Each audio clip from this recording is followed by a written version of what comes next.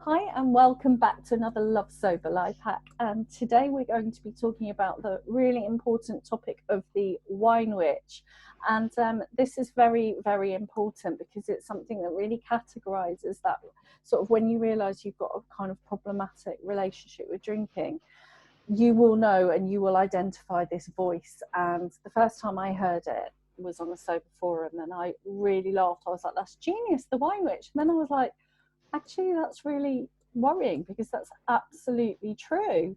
And it is this voice that pipes up and can make you feel a bit crazy, like you've got two voices in your head. The one in the morning that's like, I don't want to drink, or I'm never drinking again, and it's crystal clear, you feel so resolved about it, and then by 12 o'clock 1 o'clock you're like, well, maybe just blah blah blah and whatever it is. So it really does it's like this tug of war in your head, and it can really help to personify this thing, and flesh it out. Some people call it the beer monster, the wine witch, well, whatever it is for you, the vodka gin villain, hag, the gin hag.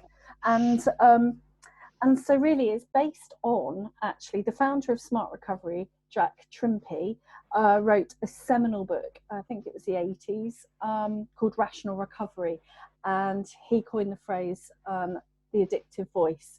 And so actually that is what we were all discovering on sober forums was indeed the wine witch.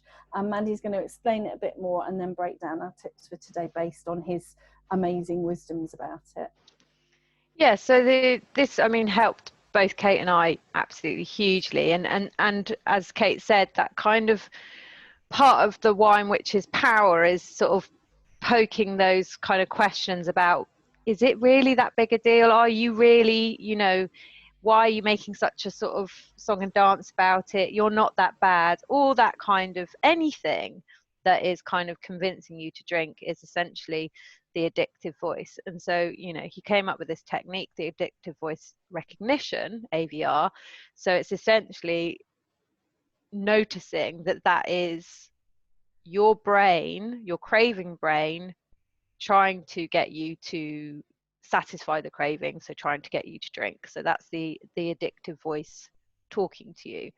And so yeah, it's nice to create a character. As we said, we've both got a little image in our minds of kind of this kind of, sort of dirty fairy that kind of with pointy shoes that kind of, that like ting ting ting kind of poking like a mosquito with this kind of buzzy noise around. And it's good to kind of make it a personification. So tips for the wine witch is, as we said, any voice that is trying to convince you that drinking is a good idea is the addictive voice. So, recognize it. When you recognize it, talk back to it. It's not an argument, it's not a backwards and forwards, it's just like, I hear you, but no, I don't drink, and you slam down the thought straight away, and distract and then do something else. And as we say, give it a real, persona, a real, I know, like for Catherine Gray it was Voldemort, for example, or I know for Belle it is Wolfie, it's the wolf. So whatever it is for you that can be that monster, that kind of thing, so whenever you feel it, you feel that disassociation and that kind of like need to protect from that voice. So whenever that voice, whenever it's not that bad, I'm not like them.